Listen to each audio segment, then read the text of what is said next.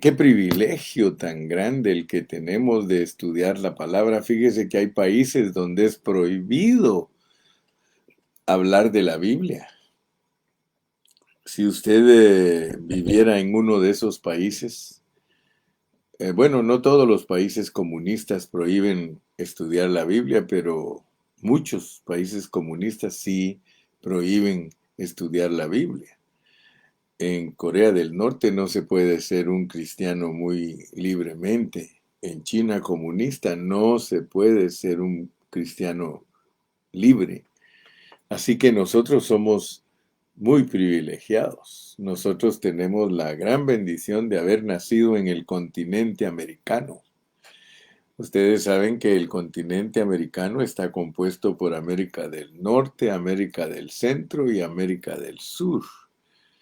Y somos personas bendecidas al haber tenido el privilegio de Dios de nacer aquí en estas tierras donde se cree en el Dios verdadero.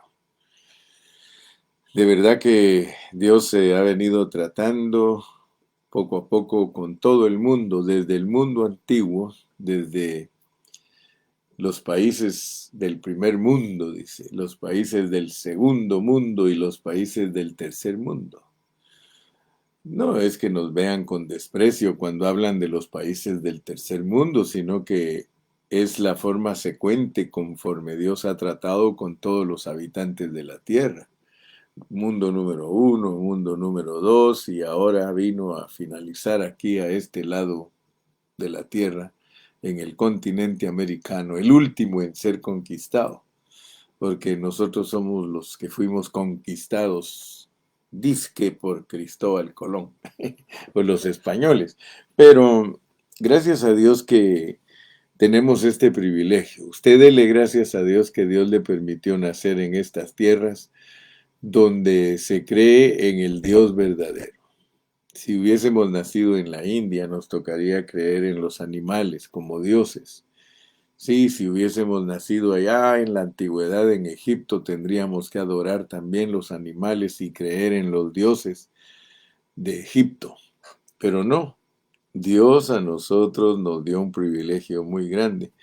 Y fíjese que estamos hablando de la iglesia, porque la iglesia comenzó allá en el Medio Oriente, cuando Cristo vino a esta tierra, cuando Él se encarnó. Todos sabemos por el libro de los Hechos que ahí se inició la iglesia, y la iglesia es la iglesia del Señor Jesucristo, y la fundó Él sobre las bases de sus apóstoles. Gloria a Dios. Entonces, debemos de estar bien claros, debemos de pedirle a Dios tener una palabra sobria y no estar confundidos, no estar participando pues de la confusión, porque en el mundo hay mucha confusión. Tengo ya 21 hermanos que se han conectado y solo 8 han compartido su página. Imagínense usted, yo siempre les tengo que decir, hermanitos, compartan la página. Por favor, compartan la página. Lo primero que tienes que hacer al entrar a escuchar al hermano Carrillo es compartir tu página. Así que yo los saludo a los que ya están conectados, pero saludo con un saludo más amplio y cordial a los que están compartiendo su página. Porque necesitamos ser evangelistas, no solamente ser maestros. Necesitamos ser evangelistas y de la única manera que vamos a evangelizar a nuestras amistades es por medio de la página. Usa los medios de comunicación para que otros conozcan el Evangelio. Esta es la manera de ser evangelistas. Seamos evangelistas todos. Seamos hermanos que predican la palabra a los inconversos y a los amigos. Tú tienes muchos amigos en tu página que ni siquiera conocen al Señor Jesucristo. ¿Por qué no los 4,400 que me siguen a mí, por qué no todos comparten su página para que toda la gente escuche el Evangelio? Si los medios nos los ha dado Dios para eso y son gratis, hermano, podemos predicar el Evangelio gratis. Pero todos los días se te olvida compartir la página porque el diablo no quiere que la gente conozca lo que predicamos. Él está contento que tú no compartas tu página porque no eres evangelista. Pero si tú compartes tu página desde el mismo momento que el hermano Carrillo te dice compártela, tú eres evangelista junto con el hermano Carrillo. Sí, estamos evangelizando, hermano, porque a muchos les está llegando esto como algo nuevo, pero a ti te llega como el alimento diario. A ti te llega como tu comidita para que verdaderamente estés bien convencido de lo que Dios te tiene haciendo en este mundo. Fíjate que ya estudiamos a Abraham, a Isaac, a Jacob, a Judá y a sus hermanos, y ayer estudiamos a Tamar. Así que hoy vamos a pasar a lo que nos revela Mateo capítulo 1 y versículo 3. Allí dice, Judá engendró de Tamar, ya estudiamos a Tamar, pero ahora vamos a estudiar lo que engendró Judá de Tamar, porque Tamar produce a Fares y a Zara. Judá produce a Fares y a Zara. Pero queremos entender con claridad qué es lo que Dios nos quiere enseñar por medio de Fares y de Zara. ¿Te recuerdas que hace unos días, quizá una semana, un amigo por ahí, un amigo judío, pero yo sé que es un mesiánico, un wannabe? Yo siempre le llamo a los mesiánicos wannabe porque ellos quisieran ser judíos. A ellos les llama mucho la atención el judaísmo. Yo conozco muchos hermanos que son cristianos que les gusta mucho el judaísmo. O sea que quieren ser judíos. Les llama la atención el kosher. Les llama la atención pertenecer a esa cultura, a esa ciudadanía terrenal. Pero yo quiero que ustedes vean que, como hemos venido hablando de la primogenitura, hemos venido hablando acerca de cómo Dios a nosotros, la iglesia, nos ha dado todos los privilegios en una manera espiritual, los privilegios que le ha dado a los israelitas. Los israelitas, ellos, ayer les dije que para nosotros es bastante extraño hablar de la primogenitura porque nosotros no tenemos esa cultura. La cultura judía, ellos a los primogénitos les dan doble tierra, les dan el sacerdocio y les dan el reinado. Son tres derechos o tres aspectos del derecho de nacimiento de ser primogénitos. Y les estoy diciendo esto porque la persona que estaba criticándome por medio de Facebook, sus comentarios eran de que yo no sé la Biblia, que yo no conozco la Biblia. Él dice, usted, yo no sé quién le enseñó, yo no sé por qué usted predica herejías, usted le enseña a las personas cosas que no son. Esa es la manera que él me juzga a mí. O sea que este negocio del hermano Carrillo no es muy fácil. Estos business del Señor no son muy fáciles porque tengo miles y quizás hasta millones de personas en contra mía. Pero eso a mí no me preocupa, porque la gente religiosa estuvo en contra de Cristo y estuvo en contra de los apóstoles, especialmente el apóstol Pablo, que es el apóstol nuestro de los gentiles. Él tuvo mucha oposición para predicar este evangelio y que llegara a todas partes del mundo. Pero noten pues, porque quiero, antes de hablar de Fares y Zara, antes de hablar de ellos, yo quiero que veamos un poquito en el libro de Hebreos, porque si ese amigo dice que la congregación de los primogénitos se refiere a Israel, entonces analicemos el contexto de Hebreos 12. El contexto de Hebreos 12. Yo les pido a ustedes que vayamos a Hebreos 12:12.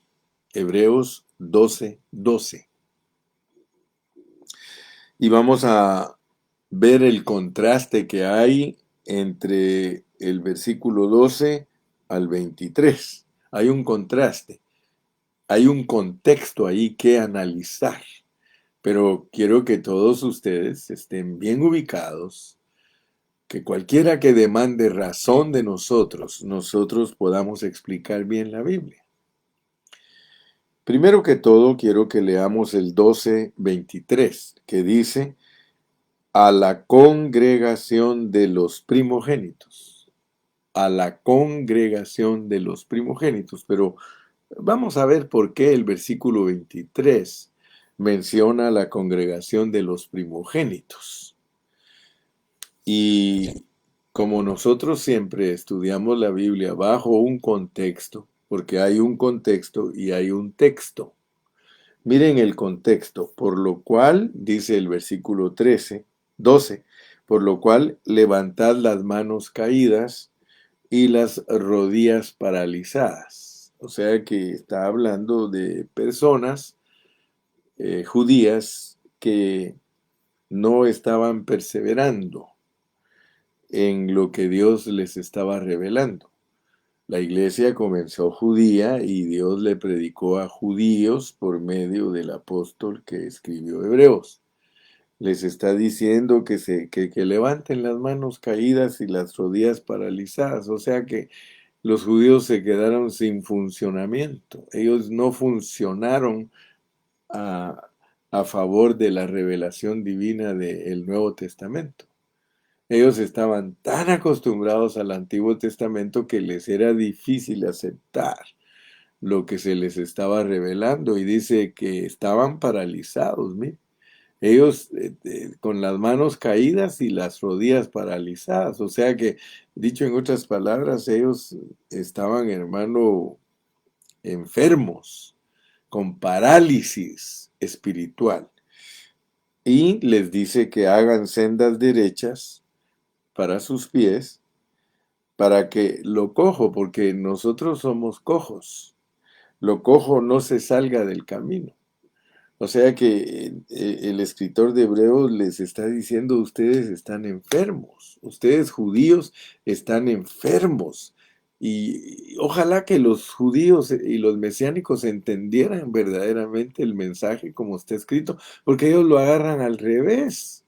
Ellos toman el cuchillo de la hoja en vez de cogerlo del mango, y ellos mismos se están haciendo daño. Por eso fue que Dios le tuvo que decir a Pablo que era dura cosa estar pegando patadas al aguijón. Eso es lo que hace el judío, y eso es lo que hace el mesiánico, y eso es lo que hace el adventista: pegar patadas en el aguijón, que a la larga el daño es para uno. Es dañino, hermano, interpretar mal las escrituras. Es dañino escoger opiniones humanas. Dice que lo que tenemos que seguir es la paz con todos. O sea que por eso yo le dije a ese amigo que nos estaba criticando: disculpa, pero nosotros no debatimos. Aunque él me dijo a mí: yo no ando buscando debates. Y como dijo la hermana Alba, no la gran, si está contradiciendo lo que nosotros estamos predicando y diciéndonos y juzgándonos. Pero noten pues que dice que tenemos que seguir la paz con todos y la santidad, que no es una manera de vestirse, ni una manera religiosa, sino que la santidad de Dios es su ser apartado de las cosas que son de este mundo, sin la cual nadie verá al Señor. O sea que la vida de Dios se debe formar en nosotros, si no, nosotros no vamos a ver al Señor. No lo vamos a ver, ¿dónde? Formado en nosotros. Y por eso dice: mirad bien, no sea que alguno deje de alcanzar la gracia de Dios. Es que aquí el contexto es gracia versus ley. Gracia versus ley. Antiguo pacto versus nuevo pacto. El escritor de Hebreos estaba tan interesado que sus lectores, sus oyentes, entendieran entendieran con claridad que la gracia de Dios era importante entenderla y que ya no estaban ellos bajo la ley, ya no estaban. Mire, yo no sé por qué hay tanto hermano terco y ciego y hermano y sordo que quieren imponer la ley. Es que nosotros no estamos en un pacto de imposición de ley, hermano. El adventista brega y alega que hay que vivir la ley. Otros cristianos dicen, sí, hermano, si usted vive a Cristo va a vivir la ley. Hermano, el judío quiere la ley. No, hermano, nosotros estamos para alcanzar la gracia de Dios. Fíjese que si nosotros no alcanzamos la gracia de Dios y perseveramos en la ley, nos vamos a amargar. Usted debe de saber como cristiano que si usted no alcanza la gracia de Dios, que es que Cristo haga a través de usted todas las cosas que Dios nos pide, todo.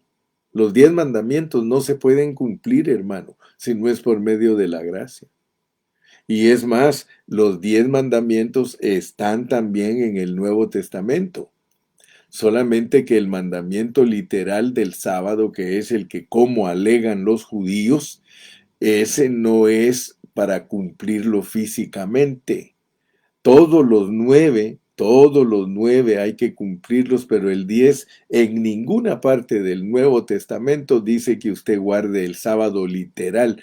Le dice que guarde el sábado espiritual, que es descansar de obrar en la carne. Eso es guardar el sábado espiritual, descansar de obrar en la carne. Y que para ellos es que no cocinen, que no hagan nada, que no, de la misma manera que Dios cuando hizo todo aquí en la tierra, el séptimo día descansó. El descanso es de Dios. Así que el descanso no es para el hombre, el descanso es de Dios. Él dijo, bueno, ahora descanso porque ya hice toda mi obra. Entonces, por eso el escritor de Hebreos dice a nosotros que no obremos más en la carne para que seamos como Dios, que ya no estamos obrando nosotros. Y perdone que le estoy hablando de esto, pero es que la lección de hoy tiene que ver con el obrar de la carne. Por eso, mire, siga leyendo conmigo. Mirad bien, no sea que alguno deje de alcanzar la gracia de Dios, que brotando alguna raíz de amargura os estorbe y por ella muchos sean contaminados. O sea que cuando usted no vive bajo la gracia, usted contamina a muchas personas exigiéndoles a que guarde la ley. Oh, hermano, qué lindo sería que los judíos, los adventistas y los mesiánicos entendieran que están contaminando a toda la gente diciéndoles que guarden la ley. Y fíjese que eso lo hace a uno fornicario. Dice el verso 16, no sea que haya algún fornicario o profano como Esaú, que por una sola comida vendió su primogenitura. Entonces yo por favor quiero que usted vea qué significa en la Biblia la primogenitura para nosotros, porque estamos hablando de estos asuntos. Estamos analizando cómo funciona la primogenitura, el derecho de nacimiento. Nosotros los cristianos tenemos un derecho de nacimiento espiritual, derecho espiritual. Los judíos era un derecho físico, un derecho de ley. Y dice, mire, verso 17, porque ya sabéis que aún después, deseando heredar la bendición, Esaú fue desechado y no hubo oportunidad para el arrepentimiento, aunque la procuró con lágrimas. Disculpa, mi hermano, que soy insistente. Disculpa que soy terco, pero en el buen sentido de la palabra.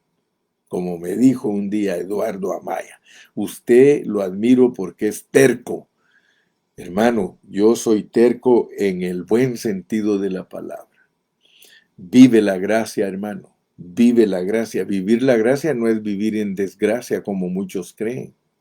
Vivir la gracia es que tú le des a Dios la oportunidad de hacer a través de ti todo lo que haces durante todo el día.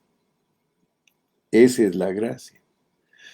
Vivir en desgracia es que tú quieras hacer las cosas con tus propias fuerzas, que lo quieras hacer como una ley externa. Por eso es que el escritor de Hebreos duramente habla en contra de la ley de Moisés, en contra.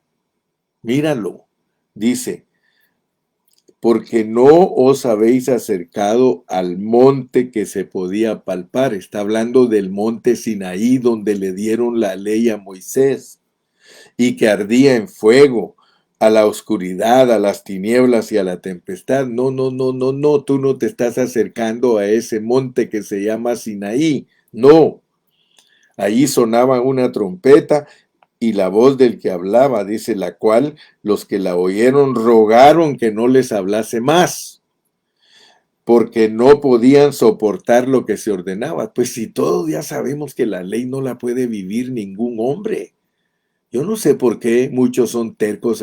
La ley, la ley, la ley. Guarda el sábado. Hermano, Dios no está buscando que tú guardes la ley ni que vivas el sábado, hermano. Perdóname si me pongo así como un poco exasperado, pero no podían soportar por lo que se ordenaba, porque era dura la ley, hermano. Si una bestia misma tocaba el monte, la tenían que apedrear y pasada por dardo. Y tan terrible era lo que se veía que el mismo Moisés dijo, estoy espantado y temblando. Sino que os habéis acercado al monte de Sión, hermano amado, el monte de Sinaí no es el monte de Sión. Y el monte de Sión no es el monte de Sinaí. El monte de Sión aquí de una vez te dice cuál es. Es la ciudad del Dios vivo. Es la nueva Jerusalén. Es la Jerusalén celestial. Y esa es una compañía de muchos millares de ángeles, pero más importante lo que estamos estudiando en este momento es la congregación de los primogénitos. Es la congregación de los primogénitos, versículo 22, la congregación de los primogénitos. Entonces mi punto al introducirme en esta mañana, en la primera parte de este mensaje, es, hermano, que analices bajo contexto lo que es perder la primogenitura. Bajo contexto es que tú no le eches mano a la gracia divina, sino que te quieras justificar por medios diferentes que son justificarte por medio de la ley de Moisés. Claramente te dicen, no estamos hablando del monte de Sinaí, no estamos hablando del antiguo pacto, estamos hablando del nuevo pacto. En el nuevo pacto, un primogénito, y aquí te dice lo que es un primogénito. Mira, si sigues leyendo, a la congregación de los espíritus de los justos hechos perfectos. Fíjate que la iglesia es la congregación de los espíritus, es una congregación de espíritus. Tú quizá creas que la iglesia somos nosotros y que aún todavía tengas el concepto que somos nosotros físicamente. Tienes que tener estos conceptos totalmente claros, hermano. La iglesia no es el edificio, pero ni siquiera es el montón de hermanos que se reúne ahí. Es los espíritus que ya están hechos perfectos. Yo te puedo poner un ejemplo. Nosotros nos reunimos los días domingos, unos 200 hermanos en Ontario. Y si tú crees que la iglesia son esos 200 que están ahí reunidos, ya te dije que ni el edificio es la iglesia, ni siquiera los 200 que nos reunimos ahí, sino los que son espíritus hechos perfectos. De esos 200, no todos tienen el espíritu perfecto. Ahora tú me dirás, hermano, ¿qué es un espíritu perfecto? Es un espíritu justificado. Es el espíritu de los justos, hechos perfectos. Entonces, primeramente Dios, que Dios te dé sabiduría para poder entender estos conceptos y los tengas claros. Porque aquí nos presentan dos escenarios. Aquí tienes tú dos escenarios. Tienes el escenario de los que buscan su primogenitura de acuerdo a su antojo y su gana, y los que la buscan por medio de la gracia, por medio de la gracia, Cristo en nosotros. No tienes por qué estarte esforzando para obtener el favor divino. Ay, hermano Carrillo, usted me confunde. Yo creí que me tenía que esforzar y ser valiente, como dice en Josué, esfuérzate y sé valiente. No, es que eso es bajo otro contexto. Pero en el contexto de nuestra salvación, nosotros no nos esforzamos nada, nada. Y cuando nos esforzamos, Dios lo toma como una burla a su gracia. Escucha lo que te estoy diciendo, por favor. Cuando tú te esfuerzas en la carne por complacer a Dios, cuando en la carne quieres ganar tu alma, tú estás blasfemando, tú estás caído. De la gracia habéis caído los que por la ley os queréis justificar. Hermano, y caer de la gracia, eso es terrible. Esaú cayó de la gracia. Esaú procuró su primogenitura por medio de un lloro y un arrepentimiento que no vale. Fíjate que no vale el arrepentimiento para ganar el alma, no vale. Tú no puedes estarte arrepintiendo para ganar el alma. Te estoy hablando que nos están diciendo con claridad que cuando Dios nos juzgue, nosotros no podemos decir que nos arrepentimos por no haber ganado nuestra alma. Si nosotros vendimos nuestra primogenitura, es decir, que nosotros nos valió un comino, nos dio lo mismo Chana que Juana, nos dio lo mismo, hermano, cebo que manteca, y nunca nosotros buscamos cómo vivir la gracia. Es que vivir la gracia, hermano, eso aparentemente pareciera fácil, pero no. Vivir la gracia, hermano, eso es elevadísimo, porque es que tú no hagas nada, que tú no hagas nada, que todo lo haga Cristo a través de ti, y eso es mucho más elevado que estar tratando de ser bueno. Eso es mucho más elevado que estar tratando de cumplir los mandamientos por nuestra propia cuenta. Ahí te va, pues, porque vamos con Fares y Zara. La media hora que nos queda la queremos usar para hablar de Fares y Zara, porque Dios nos quiere ilustrar lo que estamos hablando. O sea que todos los personajes son para que nosotros entendamos lo que Dios nos está hablando. Nos da la palabra, pero nos pone tipología, nos pone figuras, nos pone a personas para entender cómo funciona nuestra salvación completa. Porque la salvación es completa cuando nosotros somos redimidos de nuestro espíritu, de nuestra alma y glorificados de nuestro cuerpo. Esa es la salvación completa y para allá vamos. Para allá vamos, pero todo pasa ahorita disposicionalmente. No estamos manifestados, pero sí estamos dispuestos. Nosotros primero entendemos nuestra salvación objetivamente y después la entendemos subjetivamente. Primero entendemos nuestra salvación posicionalmente, que todo es nuestro. Eso es cuando usted oye la palabra y la expresión que todo es nuestro posicionalmente, es que todo lo que Cristo ha hecho y logrado es para nosotros. Eso es posicionalmente. Pero lo tenemos que disfrutar en este tiempo disposicionalmente. Dicho en otras palabras, tenemos que disponer nuestro corazón para recibir toda la bendición. Gloria al nombre de Jesús. Entonces, Fares y Zara. Fares y Zara. Leemos pues en Mateo capítulo 1 y versículo 3, y dice que Judá de Tamar tuvo a sus dos hijos, a Fares y Zara. Está en el versículo 3 de Mateo. Pero tenemos que leer lo que sucedió en Génesis 38, del 27 al 30. Vamos a Génesis 38, del 27 al 30, para que entendamos a Fares y a Zara. capítulo 38, versículos 27 al 30. Mire lo que sucedió.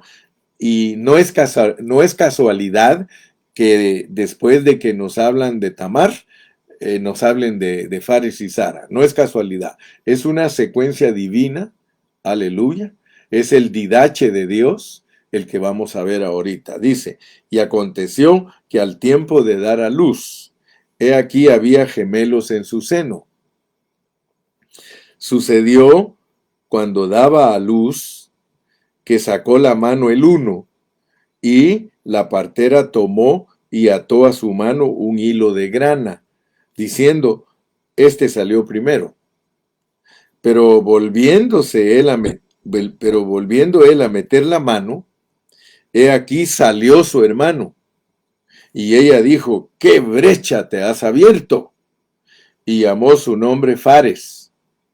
Después salió su hermano, el que tenía en su mano el hilo de grana, y llamó su nombre Zara.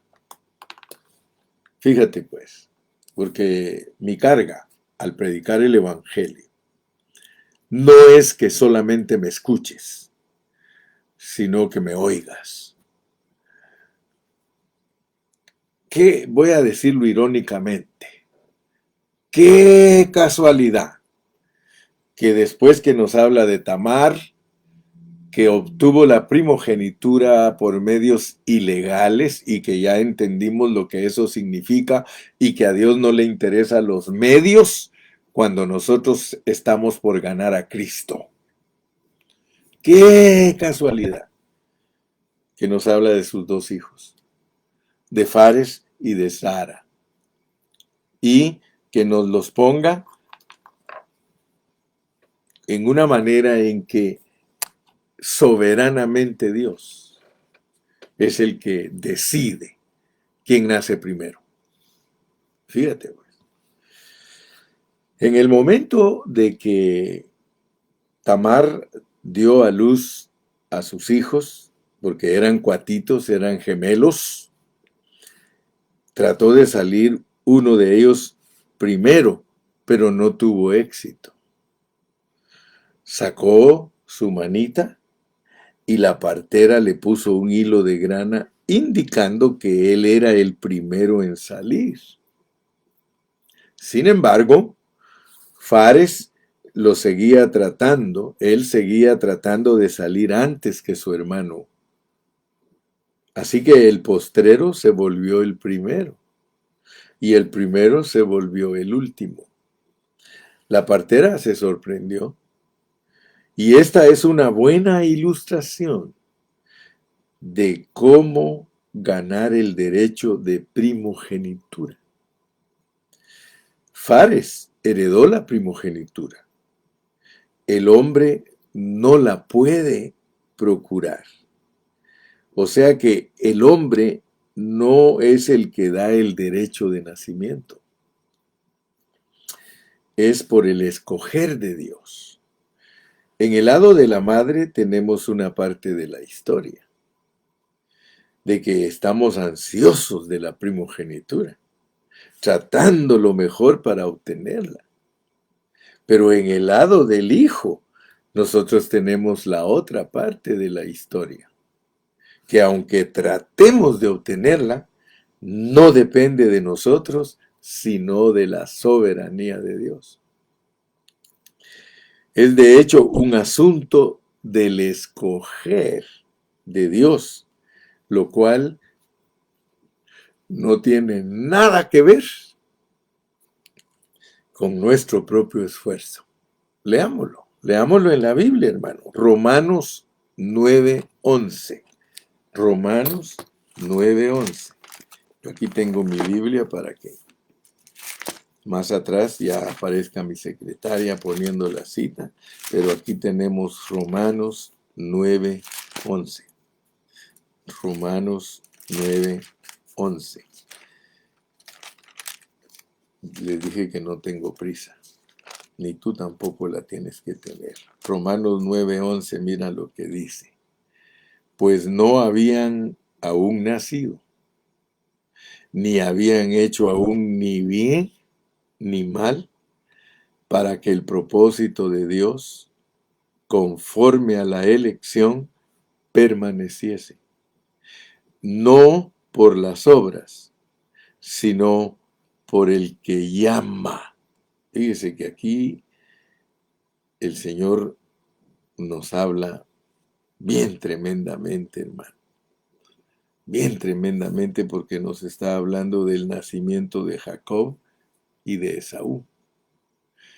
Y se nos dice que cuando Dios lo escoge a uno, lo escoge desde antes de nacer. Ahora, fíjese usted cómo Dios es tan particular, cómo Dios es tan meticuloso, que para enseñarnos a nosotros cómo funciona nuestra salvación tan grande, Él pone a dos gemelitos en un vientre. Y qué casualidad que los pone a pelear entre ellos, que no tienen ni siquiera uso de razón, porque uno quiere salir primero que el otro. Mire lo que hace Dios. Es tan detallista Dios que tu salvación está planificada soberanamente y hasta te pone ejemplos de dos gemelitos que están en un vientre peleándose para salir el primero, y le gana el segundo siempre. Fíjate, a Jacob amé, mas a Esaú aborrecí. Peleando Jacob en el vientre para salir. Fíjate, esta lección entonces debemos de aprenderla bien, todos los creyentes, porque no es fácil para nosotros entender toda esta palabra de que nosotros fuimos escogidos y predestinados. Eso la mente natural no lo entiende con facilidad. Y no importa cuánto tratemos por nuestro medio, porque eso es lo que Dios está tratando de decirte. Mira, el asunto espiritual no es cuánto te esfuerces tú por tu medio, sino cuánto ganas de Cristo y cuánto dejas a Cristo que haga las cosas por ti. Eso es lo que Él te quiere enseñar. Porque al final de nuestra historia, Dios nos va a mostrar que Él nos escogió. Sí, sí. Dios nos va a mostrar que Él nos escogió y que todo lo de nosotros, Él era el que lo iba a hacer y producir. Y esa es una lección para aprender a descansar en Dios. Todo lo que Dios quiere es que tú aprendas a descansar en Dios. Nosotros solo amemos a Dios y dejemos que Él produzca todas las circunstancias que necesitamos. Mira, dale gracias a Dios. La Biblia dice que Él produce el querer y el hacer en ti. Así que tranquilo, deja que Dios produzca el querer y el hacer en ti, pero en lo único que tienes que esforzarte y tratar por todos los medios es de ser un colaborador de Cristo, de que todos los días le digas: Cristo, aquí estoy, yo sé que nuevas son tus misericordias cada mañana, así lo dice Lamentaciones 3, y gracias por ello, porque nuevas son tus misericordias cada mañana. Aquí estoy delante de ti para pedirte que por favor captures mi pensamiento. La captura de mi pensamiento es que yo no quiero hacer nada en mi propia carne. Yo quiero que tu voluntad, oh Cristo precioso, se haga en mí. Oh Dios, que tu voluntad se haga en mí es que yo le permita a Cristo vivir su vida a través de mí. Eso es que se haga tu voluntad. Y ya entendimos que todo aquel que hace la voluntad del Padre que está en el cielo es la madre de Jesús. En esta mañana quiero ser la madre de Jesús, quiero ser el hermano de Jesús, quiero ser la hermana de Jesús, para que Dios se agrade, para que Él sepa que estoy haciendo las cosas de acuerdo a su patrón divino, hermano. Yo te vuelvo a repetir, esta tarea no es fácil de entender para los cristianos, porque es vivir la vida de otro, es vivir la vida de otro. Entonces aquí, para finalizar hoy, yo podría recordarles algunas anécdotas y enseñanzas que enseñó el hermano Moody. Si usted busca en la enciclopedia, en la Wikipedia, usted busca en el diccionario bíblico, no en el diccionario, en la historia, usted busca quién era el hermano Moody y ahí le van a contar quién era el hermano Moody. Y él, en una de sus anécdotas, le dijo a unos de sus discípulos que estudiaban la Biblia con él, les dijo que en el cielo, había un rótulo afuera y un rótulo adentro. Es una ilustración, eso no lo dice la Biblia. Él usaba esa anécdota como una ilustración. Y él decía a sus discípulos, miren, este asunto es así porque algunos de sus discípulos, cuando entendieron el escoger y el predestinar de Dios, uno de ellos le dijo, fíjese, pastor, que estoy confundido,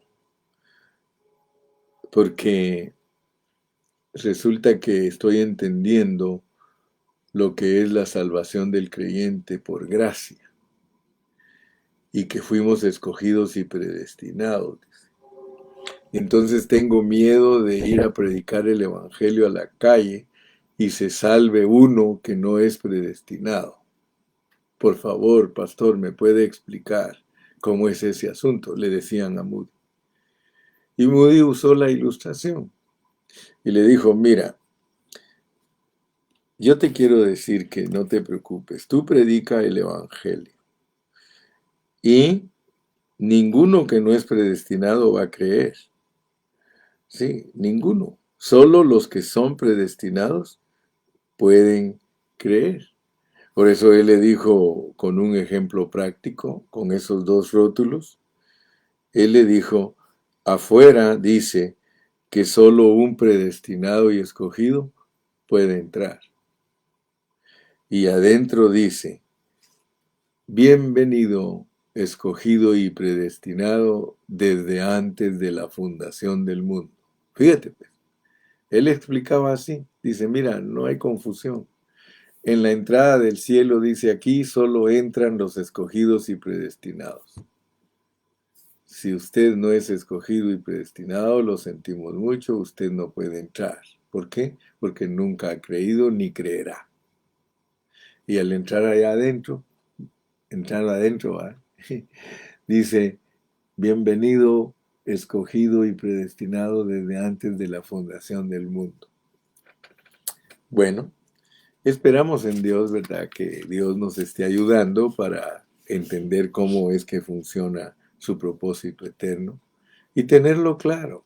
No andar con bagatelas, no andar ahí perdido en conceptos, hermano, ni legalismos, ni nada, no, hermano. Buena cosa, dice el apóstol, es afirmarse en la gracia. Afírmate en la gracia, esfuérzate en la gracia. Aleluya. Que Dios te bendiga y si Dios quiere, mañana vamos a entrar a lo que es, vamos a entrar a lo que es Esrom y Aram, porque cuando ya entendemos lo que es Fares, que estamos viéndolo bien clarito, que no es del que corre ni del que quiere, sino del que el Señor tiene misericordia, o sea que después de Tamar, Dios te explica Fares. Y después de Fares vamos a entrar a Esrom y a Aram para entender esos aspectos en nuestra salvación. Así que por de pronto que Dios me los continúe bendiciendo. Me despido de ustedes con todo el cariño de Cristo y hasta mañana. Hasta mañana. Dios me los guarde. Bye, bye.